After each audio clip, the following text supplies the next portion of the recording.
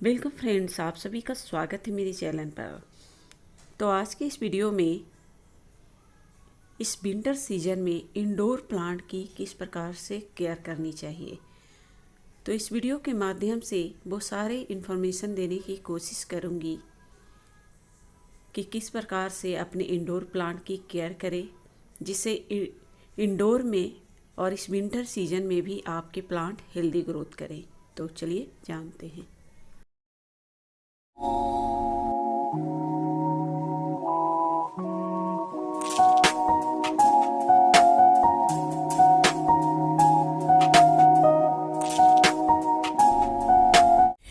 तो ये देखिए फ्रेंड्स, ये जितने सारे आप प्लांट देख रहे हैं सभी मेरे इंडोर प्लांट है और ये प्लांट सालों साल मेरे गार्डन में है और इस प्लांटों से मैंने कई प्लांट भी बनाए।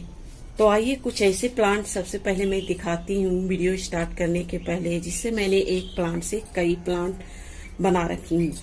तो सबसे पहले ये देखिए एरिका पाम।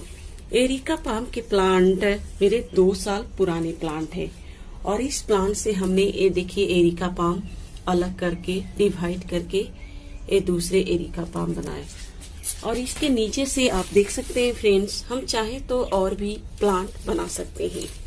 ये देखिए, और ये देखिए ये मेरे डेफिनबेकिया के प्लांट है। डेफिनबेकिया के ये प्लांट मेरे 2 साल पुराने हैं। जब मैं गार्डनिंग शुरू की थी तब मैं एक प्लांट परचेज की थी मार्केट से और इन प्लांटों से हमने बहुत सारे ये प्लांट डेफिनबेकिया के बनाए और सभी प्लांट मेरे हेल्दी ग्रोथ कर रहे हैं। और ये प्लांट के पत्ते भी आप देख सकते हैं कितने बड़े साइज के और बिग साइज के हैं। और ये देखिए साइगोनियम। साइगोनियम भी ये देखिए, कुछ प्लांट की मैं कटिंग लगाई थी और इस कटिंग से मैंने एक प्लांट से कई प्लांट बनाए। ऐसे बहुत सारे प्लांट है। ये देखिए सॉन्ग ऑफ इंडिया के प्लांट, ये देखिए सबसे पुराने सॉन्ग ऑफ इंडिया के प्लांट। ये भी प्लांट से हमने एक प्लांट से कई प्लांट बनाए। तो आप सोच रहे होंगे ये सब आपको मैं क्यों बता रही हूँ। तो ये सबसे बड़ा पॉइंट है, अगर आप गार्डनिंग करते हैं तो आपको ये चीजें आपको जरूर से जरूर करनी है। सबसे पहली बात है कि आपको कोशिश करनी है एक प्लांट से कई प्लांट आप अपने घर में बना कर रखें। बाय मिस्टेक आपके एक प्लांट सूख भी जाते हैं तो एक प्लांट आपके बचे रहेंगे, सेव रहेंगे। तो ये काम आपको हर गार्डनर को मस्ट ही मस्ट करनी है। तो हमेशा मैं इसी ट्रिक को अपनाती हूँ और मेरे गार्डन में सालों साल प्लांट बचे रहते हैं। और दूसरा सबसे बड़ा पॉइंट, आपने मेरे कई वीडियो में देखे होंगे, समर में मैं इंडोर प्लांट को इंडोर में रखती हूँ ब्राइट लाइट में। अब ब्राइट लाइट में ये प्लांट अच्छी तरह से ग्रो करते हैं। तो आपको अब इस विंटर में आपको करने क्या है, जितने भी आपके इंडोर प्लांट है आपको उसे सनलाइट प्रोवाइड करनी है। अगर आप सनलाइट प्रोवाइड करते हैं, बाय मिस्टेक आप अपने गमले में ज्यादा पानी भी डाल देते हैं तो वो पानी सनलाइट के वजह से, सूरज की रोशनी के वजह से सूख जाएंगे। तो ये काम आपको जरूर करनी है। कम से कम 1 से 2 आवर की धूप सभी इंडोर प्लांट को आपको देनी है। और तीसरा पॉइंट है वाटरिंग। खासकर इस विंटर सीजन में इंडोर प्लांट पर आपको वाटरिंग का खास ध्यान रखना है। हमेशा उसके सॉइल को चेक करते हुए वाटरिंग करनी है। कभी कभी हम देखते हैं कि ऊपर की मिट्टी सख्त रहती है लेकिन नीचे की मिट्टी में मॉइस्चर बनी रहती है। इस तरह से हमें उनमें वाटरिंग का ध्यान देना है। हमेशा उसके सॉइल को चेक करनी है। तो आप किस तरह से चेक करनी है, खासकर ऊपर की जिसकी मिट्टी सख्त रहती है।